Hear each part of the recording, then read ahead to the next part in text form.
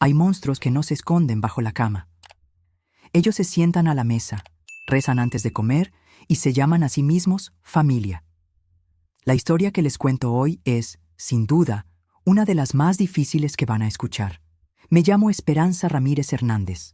Hoy tengo 82 años y más de medio siglo de silencio pesando sobre mis hombros. Nací y viví toda mi vida en un pequeño pueblo de Michoacán, donde el viento frío de la sierra sopla fuerte en invierno y los secretos de las familias se guardan con más celo que las propias tierras. Muchos por aquí me conocen simplemente como Doña Esperanza, la señora de cabello blanco que vende dulces de tamarindo y cocadas en el mercado los domingos y nunca falta a misa de 6. Pocos imaginan lo que llevo dentro de mí desde mis 10 años. Contar esto es algo que me conmueve profundamente. Por eso quiero pedirles que le den me gusta al video y se suscriban al canal para alegrarme con su apoyo. También quiero conversar con ustedes en los comentarios, así que cuéntenme, ¿desde qué parte de México o del mundo están viendo este video? Siento que es hora de contar mi historia. No por mí, este peso ya aprendí a cargarlo, sino por todas las niñas que, como yo, tuvieron su infancia robada por manos que deberían proteger. Tal vez al escuchar mi relato, alguien encuentre el valor para actuar antes de que el silencio se convierta en una prisión perpetua. Mi hogar en la infancia era una casa sencilla de adobe pintada de azul claro, con un pequeño portal al frente donde mi madre colocaba macetas con geranios rojos. Éramos una familia modesta, como la mayoría en nuestra región. Mi padre, Heriberto, trabajaba duro en los campos de maíz, saliendo antes del amanecer y regresando cuando las estrellas ya adornaban el cielo. Mi madre, Dolores, además de cuidar la casa y los hijos, hacía tortillas y pan dulce para vender en el vecindario. Yo era la mayor de 3 hermanos. Después de mí venían Miguel, 2 años menor, y Lupita, que apenas había cumplido 5 años. Nuestra vida era simple, marcada por el trabajo duro y los pequeños placeres, el olor del pan saliendo del horno por la tarde, las historias que mamá contaba antes de dormir, los baños en el río en los días calurosos de verano. Éramos pobres pero felices a nuestra manera, hasta que la tragedia golpeó nuestra puerta. En aquel fatídico 12 de mayo de 1957, el día comenzó gris, con una lluvia fina y constante que no daba tregua. Desperté más temprano de lo normal con el sonido de la tos de mi madre viniendo del cuarto de al lado. No era una tos común, era profunda, áspera, como si algo estuviera desgarrándose dentro de ella. Cuando entré al cuarto de mis padres, vi a mamá acostada, el rostro rojo de fiebre, los labios con una coloración extraña que no reconocí en ese momento, pero hoy sé que era cianosis. «Mamá, ¿estás bien?», pregunté asustada al verla en ese estado. Ella intentó sonreír, pero el esfuerzo pareció costarle mucho. «Solo es una gripa fuerte, mi flor. Ya pasará». Pero no pasó. A lo largo de la mañana su condición empeoró rápidamente. La fiebre subía, la respiración se volvía más difícil. Mi padre, que normalmente estaría en los campos a esa hora, no había salido debido a la fuerte lluvia. Cuando vio el estado de ella, su rostro se endureció de preocupación. «Voy a llevar a Dolores al hospital en Morelia», dijo, refiriéndose a la ciudad vecina, más grande que nuestro pueblo, donde había un pequeño hospital. «Esperanza, quedas a cargo de los pequeños hasta que vuelva». En aquella época, mi abuelo paterno, don Joaquín Ramírez, vivía con nosotros. Había venido a nuestra casa tras la muerte de mi abuela, unos 8 meses antes. Era un hombre alto, de hombros anchos, incluso a los 68 años, con manos callosas de décadas, trabajando como capataz en haciendas de la región. Tenía un bigote grisáceo bien recortado y ojos que parecían siempre evaluar todo a su alrededor con una frialdad calculadora. «Yo me encargo de los niños, Heriberto», dijo mi abuelo, poniendo la mano en el hombro de mi padre. «Lleva a Dolores y no te preocupes por nada aquí». Mi padre asintió agradecido. Envolvió a mi madre en sarapes y la cargó hasta la camioneta vieja que usábamos para ir al pueblo. La última imagen que tengo de ella es de su rostro pálido contrastando con los sarapes oscuros, sus ojos encontrándose con los míos una última vez, mientras papá la llevaba afuera bajo la lluvia implacable. «Cuida a tus hermanos, Esperanza. Pronto regreso», susurró ella, su voz casi inaudible, palabras que se transformarían en una promesa imposible de cumplir. El día se arrastró lentamente. Intenté mantener la rutina normal para mis hermanos, preparando una comida sencilla como mamá me había enseñado e inventando juegos para distraerlos.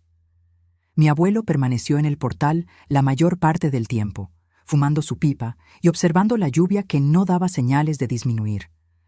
De vez en cuando entraba para verificar que estuviéramos bien, pero pronto volvía a su vigilia silenciosa. A medida que el día oscurecía, mi preocupación crecía.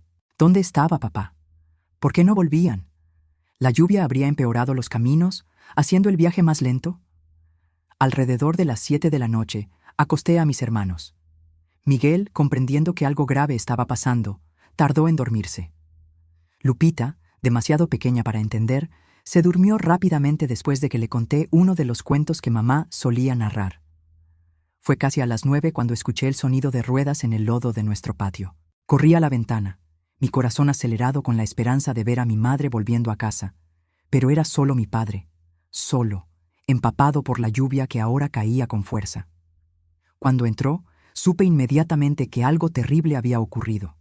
Sus ojos estaban rojos e hinchados, su cuerpo normalmente erguido ahora encorvado como el de un hombre mucho mayor. Se quitó el sombrero mojado y lo sostuvo contra el pecho, como si estuviera ante un ataúd. ¿Dónde está mamá?, pregunté, aunque ya sabía la respuesta por la mirada devastada de él. «Tu madre», comenzó, pero su voz falló. Tragó saliva antes de continuar. Dolores no resistió, hija. Era neumonía muy avanzada. El doctor dijo que ya no se podía hacer nada. El mundo pareció derrumbarse a mi alrededor.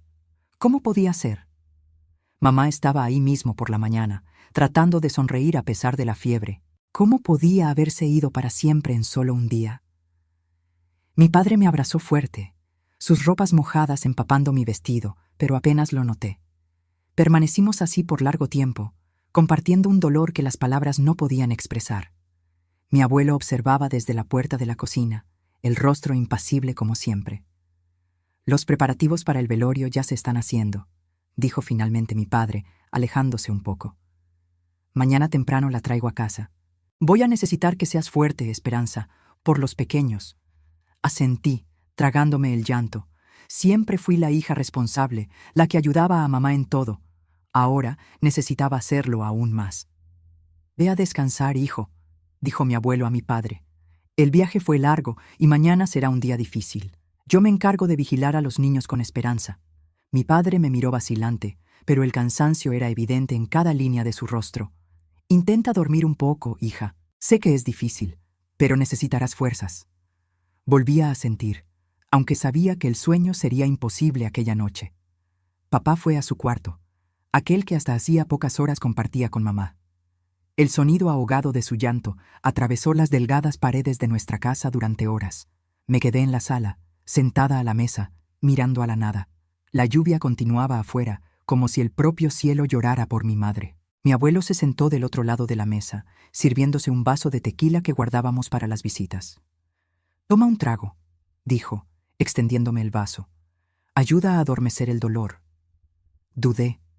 Nunca había bebido alcohol en mi vida y sabía que a mamá no le gustaría.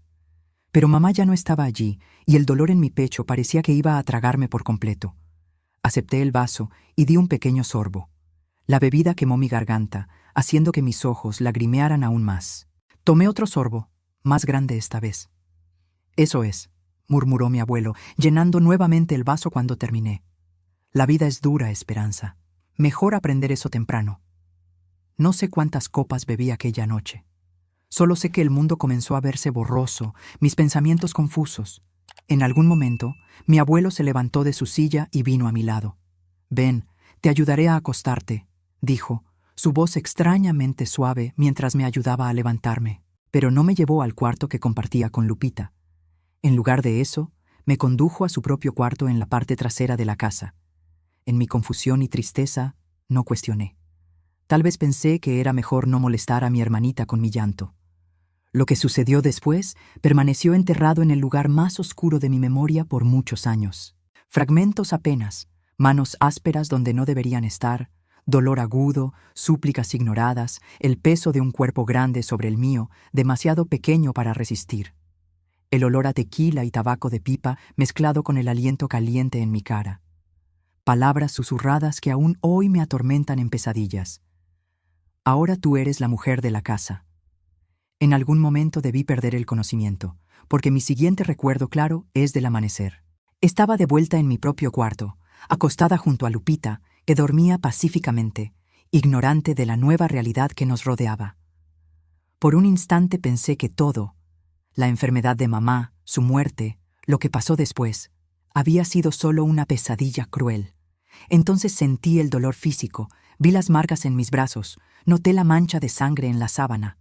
No había sido una pesadilla, era real, todo era real. Y mi madre realmente estaba muerta. Y en el mismo día que la perdí, perdí también mi inocencia, mi infancia, mi confianza en el mundo. En ese momento, algo dentro de mí se cerró. Una puerta de hierro bajó sobre mis emociones, encerrando todo dentro. Me levanté cuidadosamente para no despertar a Lupita, cambié mi ropa, lavé mi cara en la palangana de agua que manteníamos en el cuarto. Me miré en el pequeño espejo de la pared y vi a una persona diferente, aún con el rostro de una niña de 10 años, pero con ojos que habían envejecido décadas en una sola noche. Salí a la cocina para preparar el desayuno, como lo hacía mamá. Era el día de su velorio, y sabía que pronto la casa estaría llena de vecinos y parientes. La normalidad era mi único refugio, lo único que me impedía derrumbarme completamente. Mi padre ya estaba de pie, los ojos hinchados, el rostro marcado por una noche de lágrimas. Me abrazó nuevamente, y necesité toda mi fuerza recién descubierta para no deshacerme en su abrazo, para no gritar la verdad sobre lo que había sucedido. «Voy a buscar a tu madre ahora», dijo, la voz ronca. «Cuida de los pequeños cuando despierten». Asentí mecánicamente. Cuidar de los pequeños era lo que haría a partir de ese día. Cuidar de los pequeños y mantener el silencio. Porque, ¿quién me creería? ¿Quién se pondría contra la palabra de un hombre respetado como mi abuelo? ¿Y cómo podría yo traer más dolor a mi padre, que acababa de perder al amor de su vida? Así comenzó mi largo invierno de silencio. El día en que perdí a mi madre y mucho más. El día en que aprendí, de la manera más cruel, que el mundo no es un lugar seguro, especialmente para una niña. El día en que aprendí que a veces los monstruos tienen nuestra propia sangre. Y me quedé en silencio por tanto tiempo que casi olvidé cómo era tener voz, hasta que algo sucedió que lo cambió todo. Pero esa es historia para nuestro próximo encuentro. Los días que siguieron al entierro de mi madre pasaron como una niebla densa sobre los campos en el invierno michoacano. El velorio fue un borrón de rostros conocidos, abrazos que no lograban calentarme y palabras de consuelo que no alcanzaban mis oídos. Solo recuerdo el ataúd simple de madera clara, el rostro de mamá demasiado sereno, como si fuera una muñeca de cera, no la mujer vibrante que cantaba mientras amasaba la masa para las tortillas. Y cómo sostuve firme las manos de mis hermanos durante todo el tiempo. Miguel, con sus 8 años, entendía lo suficiente para llorar sin parar. Lupita, demasiado pequeña para comprender la finalidad, preguntaba repetidamente cuándo mamá despertaría. Cada pregunta era un cuchillo que se retorcía en mi pecho. En nuestra pequeña comunidad, el luto tenía sus propios rituales. Las mujeres tomaron la cocina, llenando nuestra despensa con comida que duraría semanas. Tortillas hechas a mano, pan dulce, chiles en escabeche, chorizo, queso fresco. Los hombres se turnaban para ayudar a mi padre en el campo, sabiendo que no tendría fuerzas para hacerlo solo en los primeros tiempos. La solidaridad era el único consuelo tangible en aquellos días. Pero las visitas fueron disminuyendo gradualmente. La vida tiene su propia urgencia, y las personas volvieron a sus rutinas. Una semana después del entierro, éramos nuevamente solo nosotros. Un padre devastado por la pérdida, 3 niños huérfanos de madre y un abuelo cuyos ojos ahora me seguían por la casa como un depredador al acecho. Mi padre, consumido por su propio dolor, apenas notaba lo que sucedía a su alrededor. Salía antes del amanecer y volvía al anochecer, cayendo exhausto en la cama sin energía para nada más. Creo que el trabajo era su única escapatoria, la única forma de soportar la ausencia de mi madre. Tal vez creía que si se cansaba lo suficiente, no soñaría con ella por la noche. «Estás siendo una buena niña, Esperanza», me decía a veces, pasando la mano por mi cabello. «Tu madre estaría orgullosa». Aquellas palabras deberían reconfortar, pero me causaban un dolor profundo. Si él supiera lo que ocurría cuando se ausentaba, ¿aún me miraría con ese orgullo en los ojos? Asumí las responsabilidades de la casa como pude. Despertaba temprano para preparar el desayuno, ayudaba a mis hermanos a vestirse para la escuela rural que quedaba a 2 kilómetros de casa, lavaba ropa en la pila de piedra, cocinaba lo que había aprendido con mamá. Mis manos pequeñas intentaban recrear sus gestos, pero todo salía diferente. Los frijoles nunca tenían el mismo sabor, el pan no crecía de la misma forma, la ropa no quedaba tan blanca. Cada fracaso era un recordatorio doloroso de su ausencia.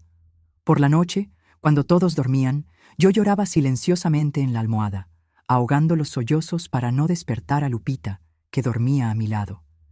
Lloraba por mamá, por mí, por el peso de responsabilidades demasiado grandes para hombros tan pequeños. Pero principalmente lloraba por el terror que crecía en mi pecho cada vez que me quedaba sola con mi abuelo. Después de aquella primera noche, él se volvió más cuidadoso, más metódico. Esperaba los momentos en que mi padre salía para resolver algún asunto en el pueblo, cuando mis hermanos estaban en la escuela o jugando con los vecinos.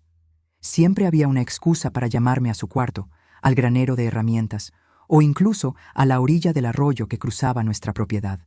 «Ven a ayudarme aquí, Esperanza», decía con su voz áspera que no permitía negativa. Y yo iba, el cuerpo tembloroso, sabiendo lo que me esperaba, pero incapaz de huir. ¿Qué opción tenía una niña de 10 años en una época en que los niños no tenían voz, en que la palabra de un adulto, especialmente de un hombre respetado en la comunidad, era ley incuestionable? Él siempre usaba las mismas palabras después. «Esto queda entre nosotros. Tu padre ya tiene suficientes problemas. No quieres causarle más sufrimiento, ¿verdad?» Y así me silenciaba, usando mi amor por mi padre como arma contra mí. Era un juego cruel de manipulación que yo, en mi inocencia, no podía combatir. Creía realmente que contar la verdad mataría a mi padre de pena, que sería mi culpa si nuestra familia, ya fragilizada por la pérdida de mamá, se desintegraba completamente. Los meses se arrastraron en esta pesadilla continua. El invierno llegó con toda su fuerza, trayendo heladas que blanqueaban los campos por la mañana y noches tan frías que podíamos ver nuestra respiración dentro de la casa. En los días de norte, cuando el viento cortante parecía penetrar hasta los huesos, casi agradecía por el frío que me permitía usar varias capas de ropa, creando una barrera más entre mi cuerpo y las manos que me violaban. Con el tiempo, aprendí a ausentarme mentalmente durante aquellos momentos. Mientras mi cuerpo estaba atrapado allí, mi mente huía lejos, a las historias que mamá contaba, a los campos verdes donde solíamos recoger flores en primavera, a un futuro distante donde yo sería lo suficientemente grande para huir de allí con mis hermanos. Era una forma de supervivencia, una disociación que me permitía soportar lo insoportable. En agosto de aquel año, cuando cumplí 11 años, me di cuenta con horror que mi cuerpo comenzaba a cambiar. Pequeños botones dolorosos aparecieron en mi pecho, anunciando una pubertad precoz que solo empeoraba mi situación. Mi abuelo notó estos cambios con un interés que me llenaba de náusea. «Te estás volviendo señorita, ¿eh?», comentó un día, sus ojos recorriendo mi cuerpo de una forma que me hizo querer desaparecer. «Tu madre también se desarrolló temprano. Intenté esconder los cambios como pude. Usaba ropa holgada, encogía los hombros, me vendaba bajo las camisas, todo para parecer más pequeña, menos visible, menos deseable a sus ojos. Pero era inútil. Aquel verano comenzamos a recibir visitas frecuentes de una prima lejana de mi padre, tía Consuelo, una señora viuda de unos 50 años que vivía en el pueblo. Venía los domingos, traía pan dulce y dulces para nosotros, y observaba nuestra situación con ojos atentos que parecían ver más que los demás.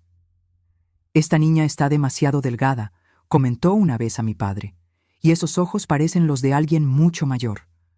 Fue la primera vez que alguien notó algo. Sentí una mezcla de esperanza y pánico. Parte de mí quería que ella descubriera todo, que llevara ese secreto pesado lejos de mí. Otra parte temblaba de miedo ante las consecuencias, la posibilidad de no ser creída, de causar una tormenta en la familia. Mi abuelo percibió el peligro que tía Consuelo representaba. Se volvió más cauteloso cuando ella estaba cerca, tratándome con una distancia calculada que podría pasar por respeto. Pero sus ojos enviaban mensajes claros. Nadie me creería. No tenía otra opción que callarme. A medida que pasaba el tiempo, desarrollé pequeños actos de resistencia, pequeñas rebeliones que probablemente pasaban desapercibidas para los demás, pero que para mí representaban batallas importantes en la guerra silenciosa que libraba. Comencé a dormir con unas tijeras bajo la almohada. Empecé a despertar antes que todos para cerrar con llave la puerta del cuarto que compartía con Lupita. Inventaba enfermedades cuando me quedaría sola con él. Pero mi mejor arma era el silencio, no el silencio de la víctima, sino el del observador. Aprendí a leer las señales, a prever sus movimientos, a anticipar sus humores. Sabía cuándo sería más seguro estar cerca de otras personas, cuándo era mejor esconderme en el desván del granero, un escondite que descubrí por casualidad y que él nunca encontró, cuándo su humor estaba particularmente peligroso. En marzo de 1958, casi un año después de la muerte de mi madre, ocurrió algo que cambiaría el curso de nuestra historia familiar para siempre. Era un sábado, lo recuerdo con claridad. Mi padre había ido al pueblo a vender algunos productos de nuestra pequeña huerta y comprar provisiones. Miguel y Lupita estaban en casa de vecinos, participando en una fiesta de cumpleaños. Yo estaba sola en casa con mi abuelo, limpiando el fogón, cuando apareció en la puerta de la cocina. «Ven acá, Esperanza», ordenó con aquel tono que no admitía negativas. Mi corazón se aceleró. Conocía bien ese tono, esa mirada. Pero aquel día, algo dentro de mí se rebeló. Tal vez fuera el desgaste de casi un año viviendo en aquel infierno. Tal vez fuera el recuerdo de mi madre, que parecía particularmente vívido aquella mañana. Tal vez fuera simplemente que mi vaso de tolerancia había rebosado. «No puedo ahora», respondí sin mirarlo, continuando a frotar las cenizas del fogón con más fuerza de la necesaria. «Necesito terminar esto antes de que papá vuelva». Pareció aturdido por un instante. Nunca antes lo había desobedecido directamente, pero la sorpresa pronto dio lugar a la ira. Cruzó la cocina en 3 zancadas, agarró mi brazo con suficiente fuerza como para dejar marcas y comenzó a arrastrarme hacia su cuarto. «¿Quién te crees que eres para responderme así?», gruñó entre dientes. «¿Olvidaste quién manda aquí mientras tu padre no está?». Luché, tratando de soltarme, arañando, pateando. Era inútil contra su fuerza de hombre adulto, pero seguí resistiendo. Algo se había roto dentro de mí. Si iba a suceder de todos modos, al menos no sería sumisa esta vez. Fue entonces cuando oímos el sonido de ruedas en el patio. Mi abuelo se congeló, aún sosteniendo mi brazo con fuerza brutal. No esperábamos a nadie a esa hora. Me soltó abruptamente, empujándome contra el fogón. «Ve a ver quién es, y ni una palabra sobre esto. ¿Entendido?». Corrí a la ventana, el corazón desbocado. Era la camioneta de mi padre, volviendo antes de lo previsto. Nunca el rojo descolorido de aquella vieja camioneta pareció tan hermoso a mis ojos.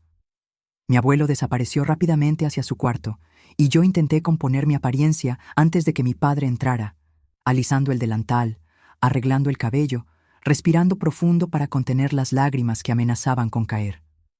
Mi padre entró trayendo un saco de provisiones y un pequeño paquete envuelto en papel marrón que descubrí después era un trozo de tela para que yo me hiciera un vestido nuevo. Su rostro, normalmente marcado por la tristeza desde la muerte de mamá, parecía un poco más ligero aquel día. «Regresé antes», explicó, colocando las compras sobre la mesa. «La tormenta se acerca. Pensé que era mejor no arriesgarme a quedar atrapado en el camino». De hecho, nubes oscuras se acumulaban en el horizonte, anunciando una de esas tormentas de verano que transformaban los caminos de tierra en lodazales intransitables.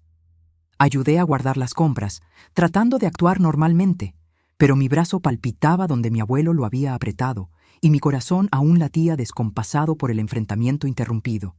Mi padre me observaba con atención mientras organizábamos todo. En un momento, su mano tocó mi brazo, exactamente en el punto de las marcas rojas dejadas por los dedos de mi abuelo. Retrocedí instintivamente con un gemido de dolor que no pude contener. «¿Qué tienes en el brazo, Esperanza?», preguntó, frunciendo el ceño. «Nada», respondí rápidamente. Me golpeé cuando estaba limpiando debajo de la mesa. No pareció convencido. Sus ojos, tan parecidos a los míos, los mismos que vi tantas veces en el espejo envejecer prematuramente, estudiaron mi rostro por un largo momento. «¿Hay algo pasando que debería saber?», preguntó finalmente, su voz suave pero firme. Las palabras se quedaron atascadas en mi garganta. Era mi oportunidad de contarlo todo, de acabar con esa pesadilla. Pero el miedo al descrédito, las consecuencias, La posibilidad de destruir lo que quedaba de nuestra familia me paralizó. No, papá, mentí, bajando los ojos para que él no viera la verdad en ellos. Todo está bien. Suspiró, no pareciendo en absoluto convencido, pero no insistió. En lugar de eso, acarició brevemente mi cabello antes de ir a ver dónde estaba mi abuelo. Los primeros truenos comenzaron a sonar a lo lejos, anunciando la tormenta inminente. Dentro de mí, otra tormenta se formaba, hecha de culpa por no haber aprovechado esa oportunidad de alivio, por haber escapado esa vez, y de un nuevo sentimiento que tardé en reconocer: esperanza. Mi padre había notado algo, había hecho preguntas. Tal vez, solo tal vez, no todo estuviera perdido. Lo que no sabía en ese momento era que la verdadera tormenta en nuestra familia apenas comenzaba a formarse en el horizonte, a punto de desatarse con una fuerza que cambiaría nuestras vidas para siempre.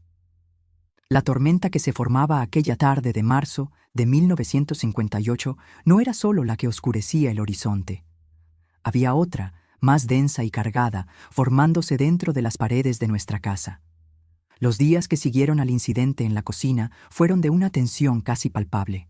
Mi abuelo, por primera vez, parecía cauteloso a mi alrededor, lanzándome miradas que mezclaban amenaza y recelo. Mi padre, por su parte, nos observaba con atención renovada, como si hubiera despertado de un largo trance de luto. Algo había cambiado en el comportamiento de mi padre. Empezaba a llegar más temprano del campo, a hacer preguntas sobre nuestro día, a notar pequeños detalles que antes pasaban desapercibidos en su niebla de dolor. A veces lo encontraba observándome con una expresión interrogativa, como si intentara descifrar un enigma escrito en mi rostro. Otras veces lo sorprendía en discusiones susurradas con mi abuelo, conversaciones que cesaban abruptamente cuando yo entraba en la habitación. La rutina de la casa seguía su curso aparente. Yo continuaba cuidando del hogar y de mis hermanos, cocinando, lavando, cosiendo, pero algo sutil había cambiado en la dinámica familiar. Las oportunidades que mi abuelo encontraba para quedarse a solas conmigo disminuyeron drásticamente, no por falta de intentos de su parte, sino porque mi padre parecía estar siempre cerca en los momentos críticos, apareciendo inesperadamente cuando menos se esperaba. En una noche particularmente fría de abril, cuando el otoño ya pintaba las hojas de los árboles de rojo y dorado, ocurrió lo que yo secretamente temía y esperaba. Mis hermanos ya estaban dormidos y yo terminaba de lavar los platos de la cena. La cocina estaba iluminada apenas por la lámpara de petróleo colgada en el centro y por el brillo anaranjado que escapaba por la puerta del fogón. El sonido de los grillos y el aullido distante de un perro eran los únicos ruidos, además del frotar monótono del trapo contra los platos.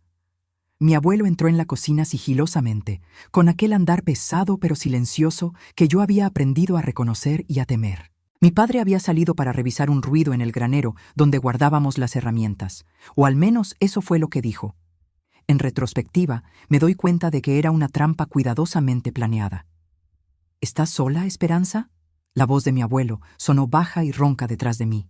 El familiar escalofrío de pavor recorrió mi espalda. Asentí sin voltearme, mis manos continuando mecánicamente el trabajo de secar los platos, como si nada estuviera pasando, como si pudiera esconderme en la normalidad de la tarea. Hace tiempo que no tenemos un momento a solas, continuó, acercándose. Pude sentir su aliento mezcla de tabaco y tequila en mi nuca. Tu padre anda muy pegado últimamente, ¿no? Sus manos pesadas se posaron en mis pequeños hombros y sentí mis piernas flaquear. Ya sabía lo que vendría después, la misma pesadilla que se repetía desde hacía casi un año. Cerré los ojos con fuerza, buscando aquel lugar distante en mi mente donde solía refugiarme. ¿Qué está pasando aquí? La voz de mi padre, cortante como nunca antes la había oído, rompió el silencio. Abrí los ojos para verlo parado en la puerta de la cocina, una expresión que mezclaba incredulidad y furia creciente en su rostro normalmente gentil. Mi abuelo retiró las manos de mis hombros como si hubieran sido quemadas, dando un paso atrás. Nada, hijo, respondió con falsa casualidad. Solo estaba conversando con la niña. ¿Conversando? La voz de mi padre era baja, contenida, pero sus ojos ardían. No fue eso lo que me pareció. Un silencio denso descendió sobre la cocina, roto solo por el crepitar de la leña en el fogón. Yo permanecía congelada, el plato medio seco aún en mis manos, incapaz de moverme o hablar. Había imaginado este momento, El momento en que mi secreto sería revelado cientos de veces, pero ahora que estaba sucediendo, no conseguía emitir un solo sonido. «Ve a tu cuarto, Esperanza», ordenó mi padre sin desviar los ojos de mi abuelo. Dudé por un instante, dividida entre el alivio de poder escapar y el miedo de lo que sucedería cuando saliera. «Ve», repitió, esta vez con más firmeza. Solté el plato y el trapo y pasé rápidamente junto a mi padre en dirección al pasillo que llevaba a los dormitorios. Pero en vez de ir a mi cuarto, me detuve en la oscuridad del pasillo, el corazón martillando tan fuerte que temía que pudieran oírlo. «¿Qué estabas haciendo con mi hija?». La voz de mi padre sonó nuevamente, ahora que pensaba que yo estaba lejos. «Ya te dije, solo estábamos conversando», respondió mi abuelo, pero su voz tenía un temblor sutil que nunca le había oído antes. «¿Te estás imaginando cosas?». «¿Lo estoy?». La voz de mi padre adquirió un tono peligroso. «Llevo semanas observándolos a ustedes dos, las marcas en sus brazos, la manera como se encoge cuando te acercas, las pesadillas por la noche. ¿Crees que soy ciego o estúpido? Es una niña torpe, siempre se está lastimando, y en cuanto a las pesadillas, perdió a su madre, es normal. No me tomes por idiota». La voz de mi padre explotó, haciéndome encoger en la oscuridad del pasillo. Anoche me quedé despierto, fingiendo dormir. Te vi intentando entrar a su cuarto. Te vi insistiendo incluso cuando ella dijo que estaba enferma. Un silencio aturdido siguió a aquellas palabras. Entonces mi padre había visto, había notado. No estaba tan ajeno como yo pensaba. Una ola de alivio me recorrió, seguida inmediatamente por el terror de lo que vendría después. «No entiendes», la voz de mi abuelo sonó conciliadora. «La niña confunde las cosas. Necesita una figura materna y como no la tiene, a veces malinterpreta». «Cállate», mi padre gritó, y escuché el sonido de algo rompiéndose, un plato tal vez, o una taza. «No te atrevas a insinuar que mi hija está mintiendo». No hice nada que ella no quisiera.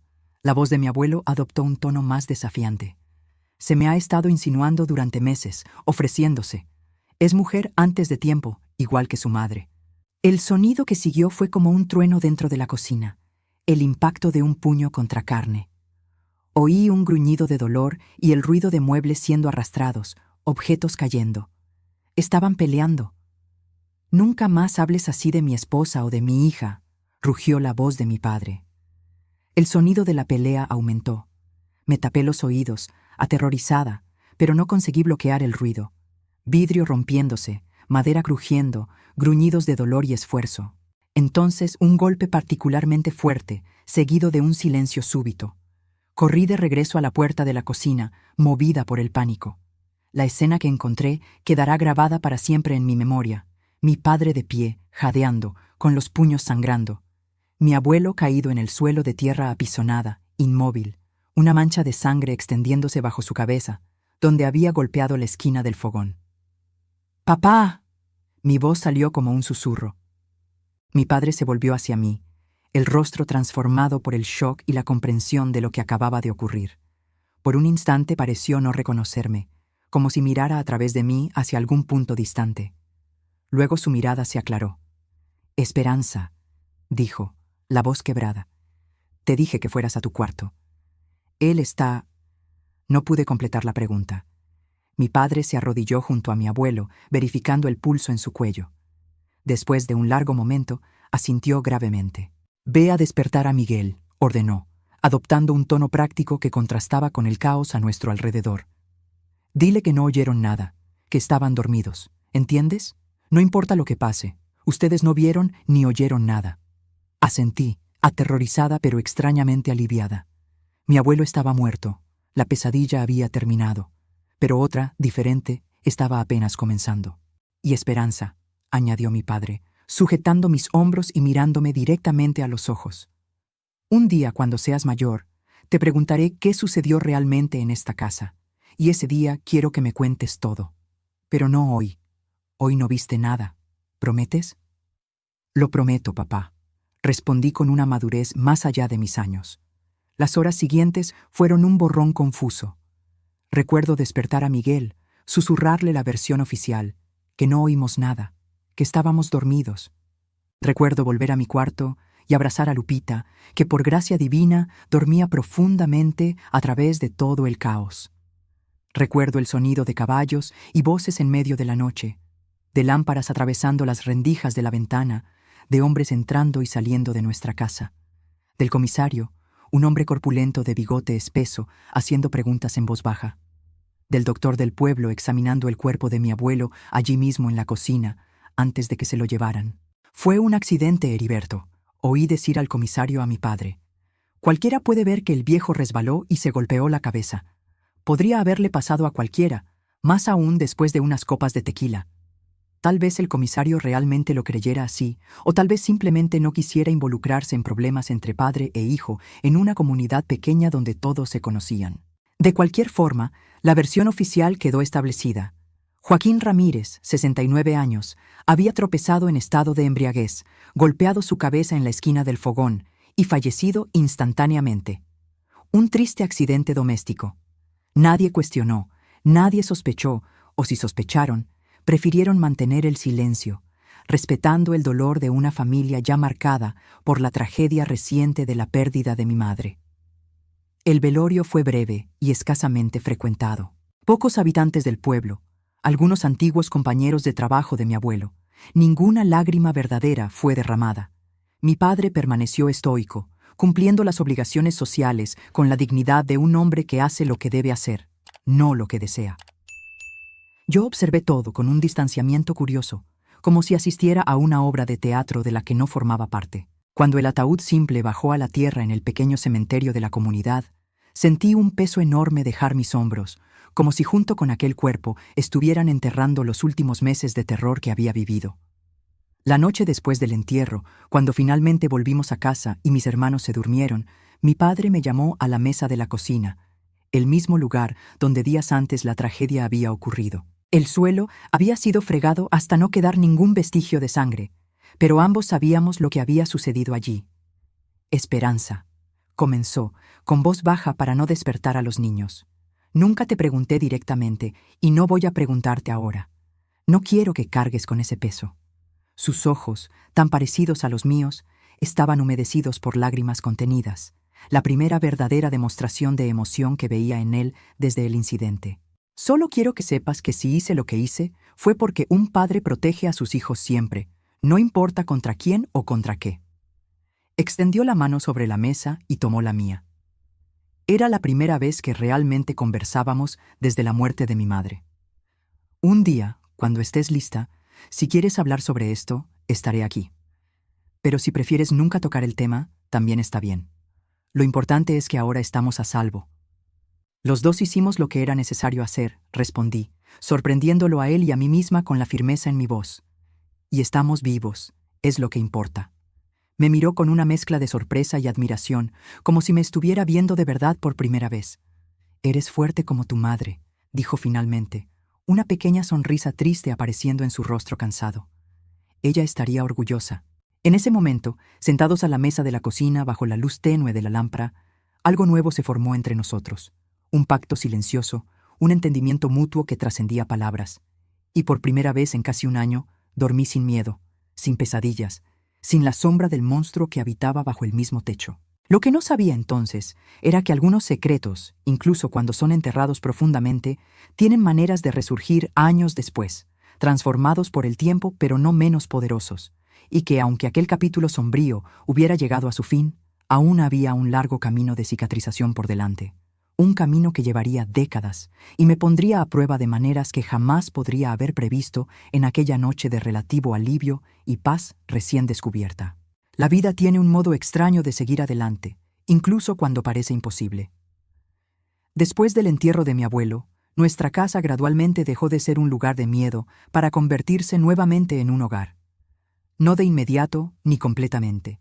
Ciertas sombras persisten por mucho tiempo, pegadas a las paredes como manchas que ningún jabón puede quitar. El verano de 1958 llegó con su fuerza típica, trayendo días abrasadores que agrietaban la tierra seca y noches sofocantes que hacían el sueño casi imposible. Sin embargo, a pesar del calor implacable, algo dentro de mí comenzaba a descongelarse lentamente, como si un invierno interior finalmente se diera lugar a una primavera vacilante. Mi padre, Aunque nunca más discutimos directamente lo que ocurrió aquella noche fatídica, comenzó a reconstruir nuestra familia con una determinación silenciosa que admiro hasta hoy. Asumió no solo el papel de proveedor, sino que intentó, a su manera torpe de hombre de campo, llenar también el vacío dejado por mi madre. Sus manos callosas, acostumbradas al áspero trabajo del campo, ahora intentaban gestos delicados: trenzar el cabello de Lupita por la mañana, revisar los cuadernos de Miguel después de la escuela, a veces incluso hacer un pan dulce simple los domingos, siguiendo la receta amarillenta que mi madre guardaba en la lata de galletas. «Tu papá se está volviendo una ama de casa», bromeaban los vecinos cuando descubrían que había aprendido a hacer tortillas o a remendar ropa. Él solo sonreía, sin vergüenza. «Mis hijos lo necesitan, así que aprendo», respondía simplemente, como si fuera lo más natural del mundo, aunque en 1958, en el interior de Michoacán, era casi revolucionario que un viudo asumiera tales tareas. En cuanto a mí, aunque seguía ayudando en las tareas domésticas, mi padre insistió en que volviera a la escuela. «Tu madre quería que estudiaras», decía siempre que yo intentaba argumentar que sería más útil en casa. «Y yo también lo quiero». El regreso a la escuela rural, un solo salón donde alumnos de varias edades estudiaban juntos bajo la tutela de la maestra Rosario, fue al mismo tiempo un alivio y un nuevo tipo de desafío. Alivio por estar algunas horas lejos de casa, entre personas que no sabían, que nunca sabrían lo que había ocurrido entre aquellas paredes de adobe. Desafío porque a los 11 años yo cargaba experiencias que me separaban irremediablemente de los otros niños. «Esperanza vive en el mundo de la luna», comentaba la maestra Rosario en las reuniones con mi padre. «Tiene potencial, aprende rápido, pero parece siempre distante, como si parte de ella estuviera en otro lugar». Ella tenía razón, claro. Parte de mí estaba siempre en guardia, siempre vigilante. El trauma me había enseñado a nunca bajar completamente la guardia, a siempre buscar rutas de escape, a desconfiar de sonrisas fáciles y gentilezas inexplicables. Por la noche, las pesadillas continuaban, aunque con menos frecuencia. Despertaba gritando, el cuerpo cubierto de sudor frío, imágenes terribles aún vívidas tras los párpados. En los peores momentos, era mi padre quien venía, se sentaba en el borde de la cama y esperaba pacientemente hasta que mi respiración se normalizara. «Todo está bien, Esperanza», susurraba en la oscuridad. «Solo fue un mal sueño. Nadie va a hacerte daño nunca más». Él nunca preguntaba con qué soñaba. No era necesario. Ambos sabíamos. A principios de 1960, cuando yo tenía 13 años, la vida nos jugó otra carta. Tía Consuelo, aquella prima lejana de mi padre que a veces nos visitaba, quedó viuda de su segundo marido. Sin hijos y sola en la casa grande del pueblo, propuso algo que cambiaría nuevamente el curso de nuestras vidas. «Heriberto», dijo un domingo después de la comida, mientras tomábamos chocolate caliente en el portal, «he pensado mucho en esto. ¿Por qué no vienes a vivir conmigo a Pátzcuaro? La casa es demasiado grande para mí sola, y los niños tendrían acceso a mejores escuelas». Mi padre dudó, pasándose la mano por la barbilla mal afeitada. «No sé, Consuelo. Esta tierra es todo lo que tengo. Fue de mi padre y del padre de él antes». «Nadie habló de venderla», respondió pragmáticamente. «Contrata a alguien para que la cuide. Ven los fines de semana. Piensa en los niños, Heriberto. ¿Qué futuro tienen aquí? Esperanza ya está casi señorita. Necesita una educación adecuada si no quiere terminar como sirvienta en la casa de alguien». Aquello tocó profundamente a mi padre. Si había algo que deseaba ardientemente, era que sus hijos tuvieran oportunidades que él y mi madre nunca tuvieron. La decisión no se tomó aquel día, pero la semilla estaba plantada. En los meses siguientes, la idea creció. Fue discutida innumerables veces a la mesa de la cena, sopesando ventajas y desventajas. Miguel y Lupita estaban entusiasmados con la perspectiva de vivir en la ciudad grande, que en realidad no pasaba de ser un pueblo un poco mayor, con aproximadamente 5,000 habitantes. Yo tenía sentimientos encontrados. Por un lado, la idea de dejar aquella casa donde tanto sufrimiento había ocurrido era tentadora. Por otro, a pesar de todo, era el único hogar que conocía. Cada rincón, cada árbol del patio, cada piedra del camino hasta el arroyo contenía recuerdos, algunos dolorosos, sí, pero otros preciosos, de tiempos más felices cuando mamá aún estaba viva. En julio de 1960, en medio del invierno riguroso, hicimos la mudanza. No llevamos mucho. Algo de ropa, objetos personales, las fotografías de la familia, el juego de loza que había sido de mi madre. El resto quedó atrás, junto con una parte de nosotros mismos. La casa de tía Consuelo en Pátzcuaro era realmente grande para los estándares locales. 2 pisos con 4 habitaciones, sala separada del comedor, una cocina espaciosa con fogón de leña y otro de gas, una modernidad que nos impresionó enormemente, e incluso un baño interior con agua corriente, lujo que nunca habíamos experimentado. Cada niño tendrá su propia habitación, anunció tía Consuelo, para deleite de Miguel y Lupita, que siempre habían compartido espacios reducidos. La adaptación a la nueva vida no fue sencilla. Mi padre, acostumbrado al trabajo físico en el campo, ahora tenía un empleo en una tienda local, atendiendo el mostrador, haciendo entregas. Sus manos, antes callosas por la asada, ahora manejaban libretas y calculaban cuentas. En las primeras semanas volvía a casa con una mirada perdida, como si no supiera exactamente quién era en esta nueva realidad. En cuanto a mí, fui matriculada en el Colegio Nuestra Señora de la Salud, administrado por monjas. Era un ambiente completamente diferente de la escuelita rural. Salones separados por grado, varias maestras, materias específicas, uniformes impecables, reglas estrictas. El primer día, mirando a aquellas decenas de niñas con sus faldas plisadas y blusas blancas almidonadas, sentí un miedo que no experimentaba desde los tiempos sombríos en nuestra antigua casa. «Te acostumbrarás», aseguró tía Consuelo, ajustando mi corbata azul marino por tercera vez. «Es una de las mejores escuelas de la región. Un diploma de aquí abre puertas». No dije nada, pero dudaba que algún día me acostumbraría a pertenecer a ese mundo. Las otras niñas venían de familias establecidas en la ciudad, hijas del comerciante, del farmacéutico, del notario, incluso del alcalde. Yo era la niña del campo, con acento marcado y modales rústicos, usando un uniforme de segunda mano que tía Consuelo había conseguido con una conocida. Los primeros meses fueron de un aislamiento casi total. Me sentaba siempre al fondo del salón, hablaba solo cuando las monjas me preguntaban directamente. Evitaba el recreo quedándome en la biblioteca con el pretexto de estudiar. No era solo timidez, era una barrera protectora que había erigido a mi alrededor, un muro invisible que mantenía al mundo a una distancia segura. Académicamente, sin embargo, florecí. Descubrí en los libros un refugio, un mundo alternativo donde podía escapar de las complicaciones de la realidad. La hermana Carolina, profesora de español, fue la primera en notar mi talento para la escritura y la lectura.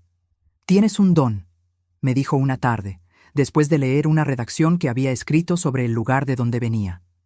Yo había descrito los campos ondulantes de nuestra propiedad, el arroyo de aguas claras, los ahuehuetes que explotaban en color al final del invierno, con una viveza que la sorprendió. «Deberías considerar ser maestra algún día».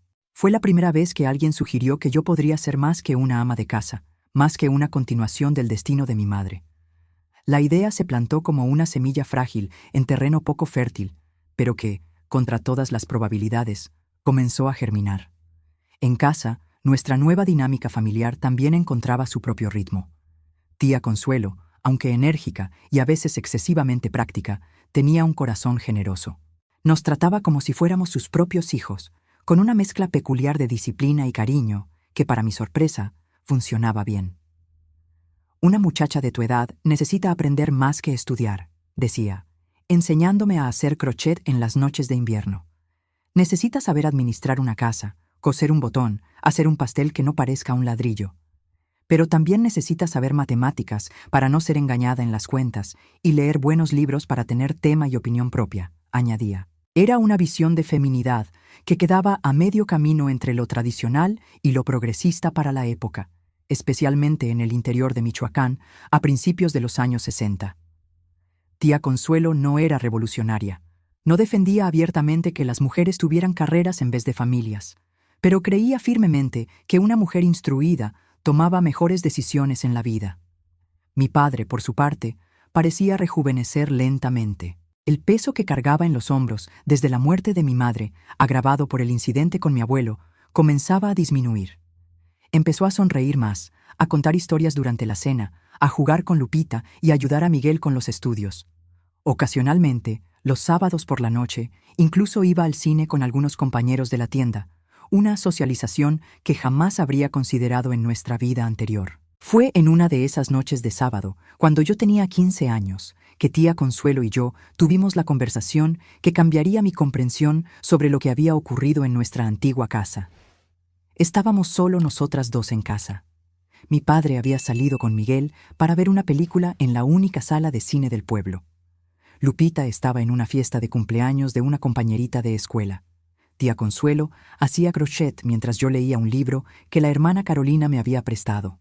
Esperanza, dijo súbitamente, rompiendo el silencio confortable que se había establecido entre nosotras. Hay algo que he querido preguntarte desde hace mucho tiempo. Levanté los ojos del libro, notando la seriedad inusual en su tono. ¿Qué pasa, tía? Dejó el crochet a un lado y me miró directamente. ¿Qué pasó realmente con tu abuelo? La pregunta me golpeó como un balde de agua fría. En todos esos años, nadie, absolutamente nadie, había preguntado eso directamente. Era un tema silenciosamente prohibido, un fantasma que flotaba en nuestra familia, pero nunca era nombrado. Él, dudé, sintiendo la garganta repentinamente seca. Se resbaló y golpeó la cabeza en el fogón. Fue un accidente. Tía Consuelo siguió mirándome, sus ojos penetrantes como si pudieran leer a través de mis palabras ensayadas. Esperanza, dijo finalmente, su voz más suave. Te estoy preguntando porque necesito saber si estoy en lo cierto sobre lo que sospeché durante tanto tiempo. No estoy juzgando a nadie, solo quiero entender. ¿Entender qué? Pregunté a la defensiva, aunque sabía exactamente de qué hablaba. Empecé a sospechar cuando los visitaba, continuó, ignorando mi pregunta. Veía cómo te encogías cuando él se acercaba, cómo tus ojos, tan parecidos a los de tu madre, habían perdido esa luz de niña. No era solo luto, era algo más, algo que reconocí porque... Hizo una pausa, respirando profundamente. Porque pasé por algo parecido cuando tenía tu edad. Aquella confesión inesperada rompió algo dentro de mí. Lágrimas que había contenido por años comenzaron a rodar silenciosamente por mi rostro. Nadie iba a creerme, susurré finalmente. Él era respetado. Yo era solo una niña. Yo te habría creído, respondió simplemente. Por eso me acerqué tanto a ustedes después de que tu madre falleció. Veía las señales, pero no tenía certeza. No podía intervenir sin pruebas. Y entonces papá lo descubrió, completé, las palabras saliendo ahora como un torrente que no podía ser contenido. Él vio al abuelo intentando, y ellos pelearon, y el abuelo cayó y... No pude terminar. Tía Consuelo se levantó de su sillón y vino a sentarse a mi lado en el sofá, envolviéndome en un abrazo que era al mismo tiempo protector y comprensivo. Por primera vez, desde que todo ocurriera, me permití llorar de verdad. No los sollozos silenciosos contra la almohada por la noche, sino un llanto abierto, visceral, que sacudía todo mi cuerpo. Tu padre hizo lo que tenía que hacer, dijo cuando finalmente me calmé. Cualquier padre que se precie habría hecho lo mismo. ¿Cómo supo? Pregunté, secándome las lágrimas con el dorso de las manos. ¿Cómo estuvo segura? Cuando vives lo suficiente, ciertas cosas se vuelven evidentes, respondió enigmáticamente. Luego, con un suspiro, añadió. Y tu padre me lo contó, poco después de que se mudaran aquí. Necesitaba desahogarse con alguien y decidió confiar en mí. Permanecí en silencio, asimilando esa información. Así que mi padre había hablado del asunto, solo que no conmigo. ¿Por qué me cuenta esto ahora? Pregunté finalmente. Tía Consuelo tomó mis manos entre las suyas, sus ojos encontrándose con los míos con una intensidad poco común. Porque has cargado este peso demasiado tiempo, Esperanza. Lo has llevado en silencio, creyendo que debías proteger a tu padre, a tus hermanos, incluso a mí. Pero secretos así enferman el alma, consumen a la persona por dentro, como óxido en el hierro. Créeme, lo sé. Hizo una pausa, como si decidiera hasta dónde debía llegar. Lo que pasó en aquella casa no fue tu culpa, ni fue culpa de tu padre. La única persona culpable ya pagó por lo que hizo. Y ahora es hora de que empieces a liberarte de ese peso para poder realmente vivir. Aquella conversación, aunque dolorosa, fue el primer paso verdadero en mi camino de sanación. No fue mágico ni instantáneo. Las cicatrices no desaparecieron de la noche a la mañana, pero algo fundamental cambió. Ya no estaba sola con mi secreto. Había alguien que sabía, que entendía, que no me juzgaba por la parte que yo creía haber tenido en aquella pesadilla. En los años siguientes, gradualmente encontré mi voz. Con la orientación de tía Consuelo y el apoyo silencioso pero constante de mi padre, comencé a reconstruirme, no como víctima, sino como sobreviviente. Cada pesadilla enfrentada, cada recuerdo procesado, cada nuevo día vivido plenamente, era una victoria contra el pasado que intentaba definirme. Cicatrices permanecieron, claro, algunas visibles solo para mí, otras que afectaron relaciones, elecciones, miedos. Pero las cicatrices también son marcas de curación, testimonios silenciosos de batallas ganadas contra adversidades que podrían habernos destruido pero no lo lograron.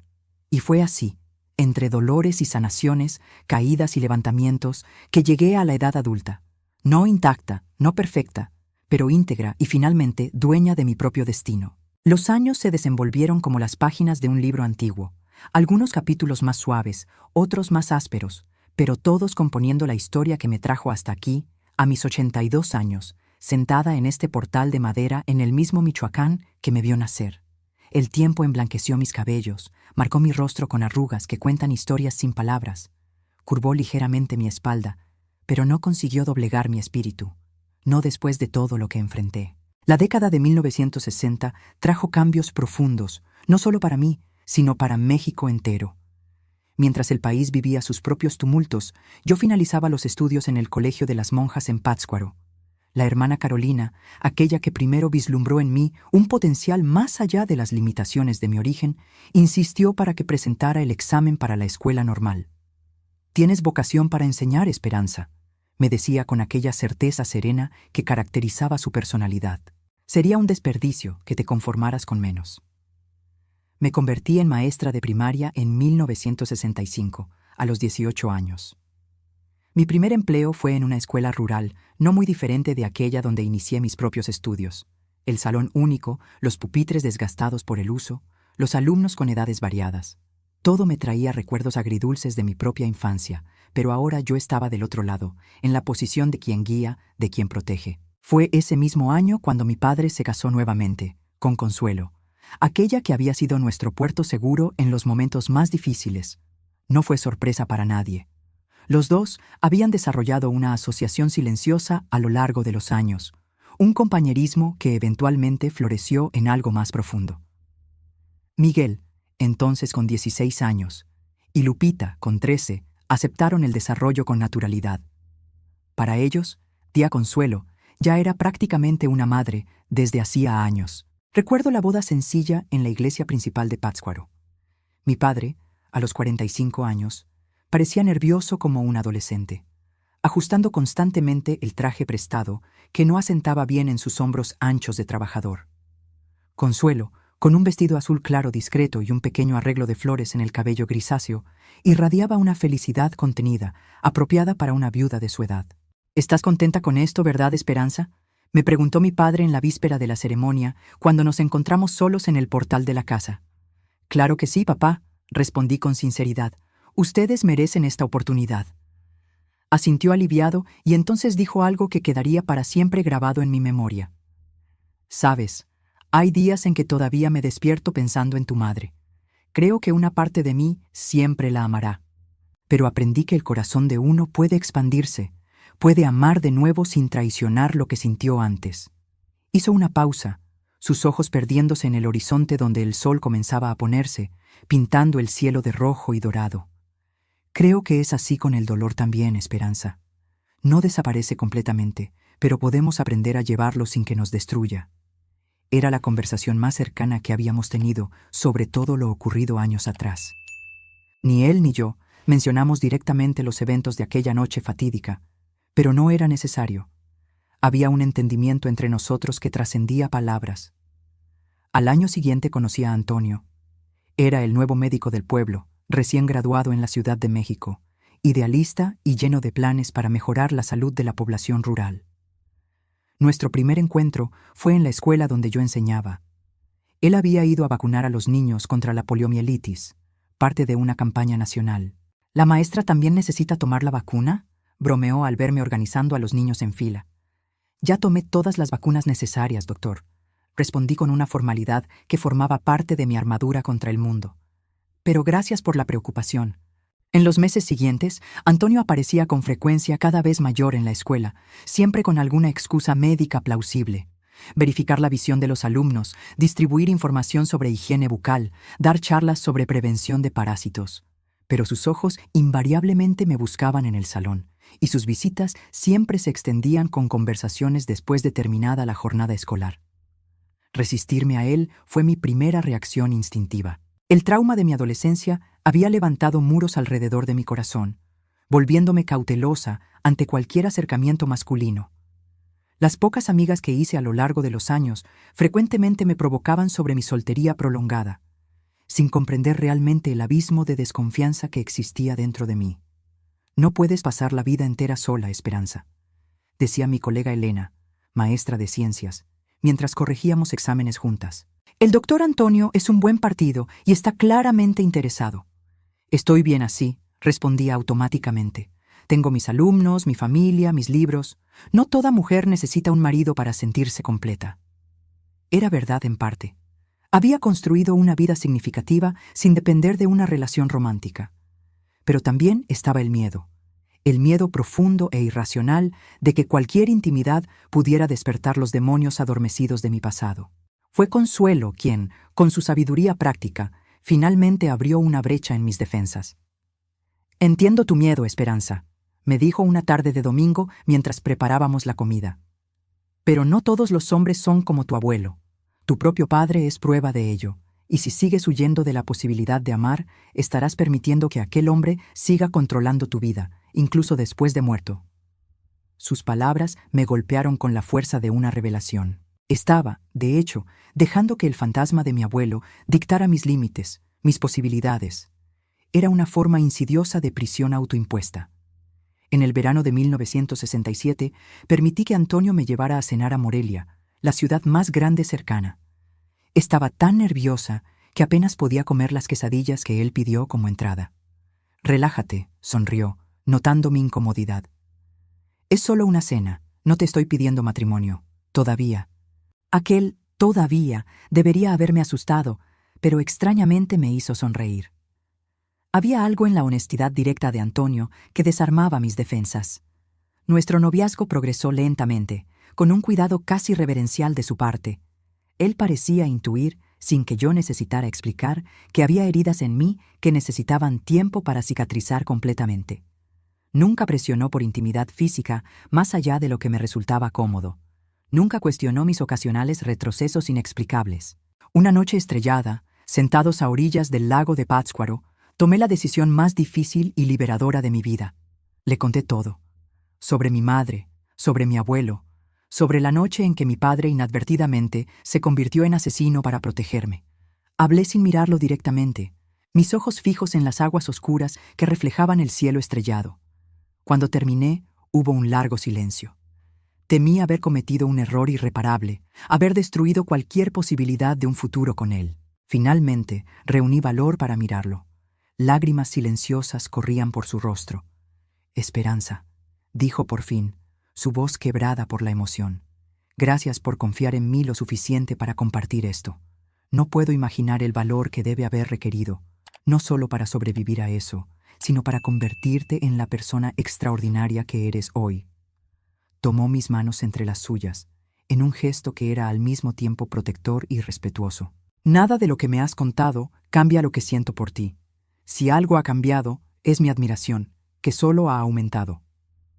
Nos casamos en 1968, en una ceremonia sencilla en la misma iglesia donde mi padre y Consuelo habían sellado su unión años antes. Fue una boda a la antigua usanza del pueblo, con fiesta en el salón parroquial, comida preparada por las mujeres de la comunidad, música tocada por un conjunto local. Los primeros años de nuestro matrimonio fueron de adaptación mutua. A pesar de mi decisión consciente de confiar en Antonio, mi cuerpo guardaba recuerdos que mi mente racional no siempre podía controlar.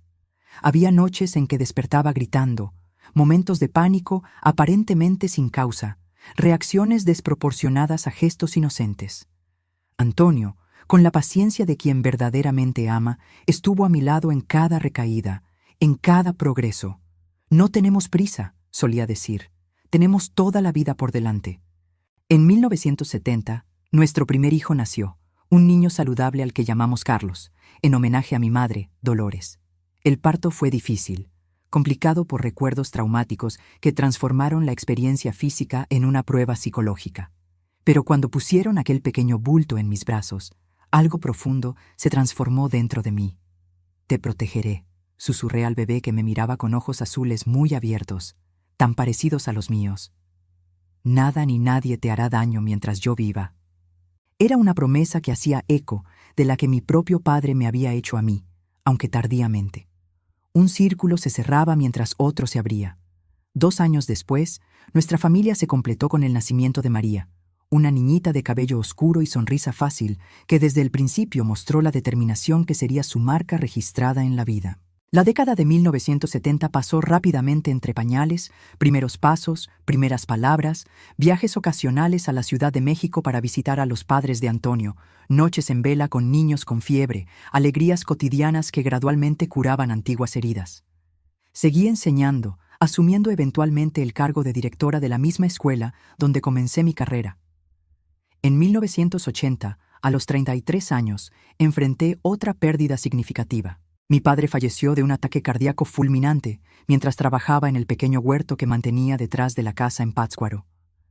Fue encontrado por Consuelo, caído entre los naranjos que cultivaba con tanto cariño.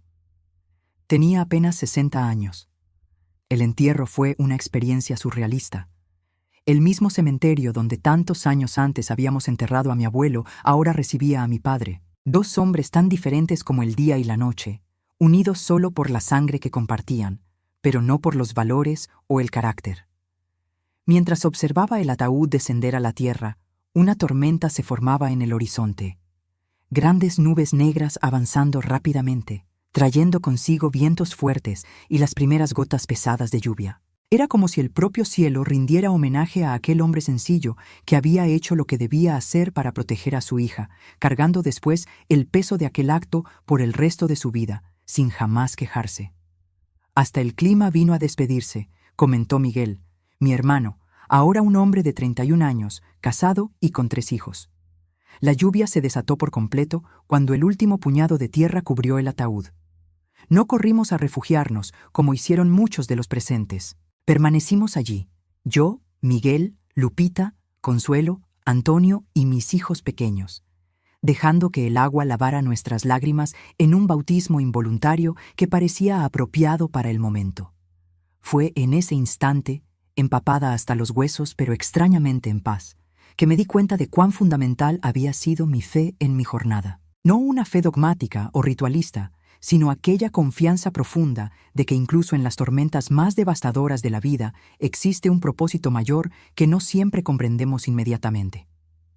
Esa fe no vino de una epifanía dramática o una conversión repentina. Se construyó lentamente a través de las pequeñas y grandes pruebas que enfrenté.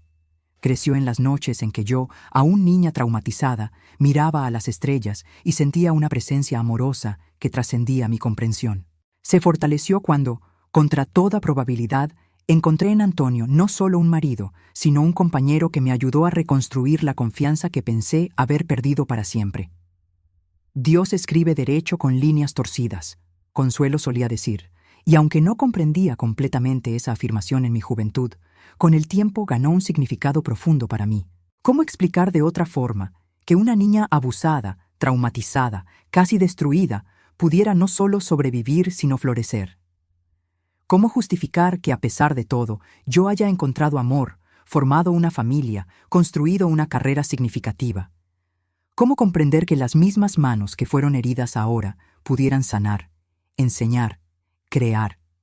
A lo largo de los años que siguieron, esa fe me sostuvo a través de otras pruebas. Estuvo conmigo cuando mi hijo Carlos sufrió un grave accidente a los 15 años que casi lo dejó paralítico. Persistió cuando María, a los 20 años, anunció que estaba embarazada y el novio había desaparecido al saber la noticia.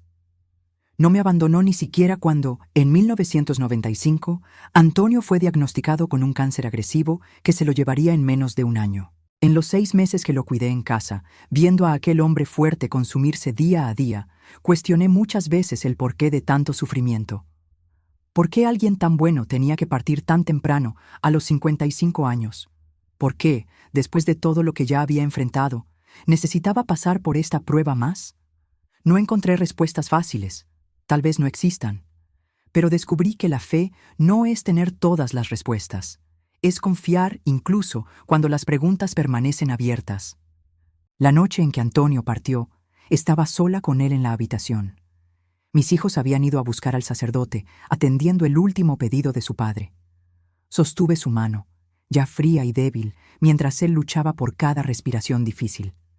«No tengas miedo», susurré, repitiendo las mismas palabras que él tantas veces me había dicho en las noches en que las pesadillas me atormentaban. «Estoy aquí contigo». Sus ojos, empañados por la morfina pero aún lúcidos, encontraron los míos. Con un esfuerzo visible, consiguió articular sus últimas palabras. «Eres la persona más fuerte que he conocido». Partió serenamente, como había vivido, y aunque el dolor era casi insoportable, sentí también una extraña paz, la certeza de que nuestro amor no terminaba allí, que había algo más allá de esta vida que no podemos comprender plenamente. Los años que siguieron fueron de reconstrucción. Una vez más, me jubilé de la enseñanza, pero continué activa en la comunidad, trabajando especialmente con mujeres y niños en situación vulnerable. Tal vez porque sabía mejor que muchos cuán importante es tener a alguien que crea en ti cuando el mundo entero parece derrumbarse. Tuve la alegría de ver a mis hijos crecer y formar sus propias familias. Carlos siguió los pasos de su padre en la medicina, especializándose en pediatría. María, después de criar sola a su hija Sofía, se graduó en Derecho y hoy trabaja defendiendo a víctimas de violencia doméstica y abuso. Una elección que no me sorprendió, conociendo nuestra historia familiar. Veo mi vida como un tejido complejo de alegrías y dolores, de caídas y levantamientos. Veo a una niña asustada que se convirtió en una mujer fuerte, no a pesar de lo que sufrió, sino en parte por causa de ello. Porque cada prueba superada, cada tormenta atravesada, me enseñó algo sobre resiliencia, sobre perdón, sobre la capacidad humana de recomenzar. Si pudiera hablar con aquella niña de 10 años que perdió todo en un solo día, le diría que el camino será difícil, pero que tiene dentro de sí una fuerza que aún no conoce. Le diría que las cicatrices nunca desaparecerán completamente, pero que pueden convertirse en marcas de honor, testimonios de batallas ganadas. Le diría sobre todo que no está sola, que hay personas buenas en este mundo, dispuestas a tender la mano cuando más lo necesitamos, y que Dios nunca nos abandona, incluso cuando no entendemos sus caminos. Esta es mi historia. Una historia de dolor, sí, pero también de redención. Una historia sobre cómo la fe puede sostenernos en las tormentas más violentas de la vida. Una historia que tal vez pueda traer esperanza a alguien que en este exacto momento está pasando por su propio valle de sombras, preguntándose si algún día verá la luz nuevamente. Si estás pasando por algo semejante, quiero que sepas que no estás sola, que las heridas que parecen imposibles de cicatrizar hoy pueden convertirse en parte de tu fuerza mañana, que eres más fuerte de lo que imaginas, más amada de lo que puedes percibir y que tu historia aún no ha terminado. Y si mi historia tocó tu corazón de alguna manera, te pido que la compartas con otros que puedan necesitar escuchar este mensaje de esperanza. Dale me gusta a este video para que más personas puedan conocer esta historia y tal vez encontrar valor para sus propias batallas. Suscríbete al canal para ver otros relatos verdaderos de superación y fe que publicamos diariamente. Y no olvides unirte a nuestro grupo de WhatsApp a través del enlace en la descripción del video. Allí compartimos diariamente historias reales antes de que estén en el canal, además de palabras de fe y esperanza para comenzar bien el día. Es una comunidad acogedora donde puedes encontrar apoyo y amistad, porque al final eso es lo que nos salva, saber que no estamos solos en nuestras luchas, que otros han caminado por valles semejantes y han encontrado su camino de regreso a la luz. Que Dios esté contigo hoy y siempre.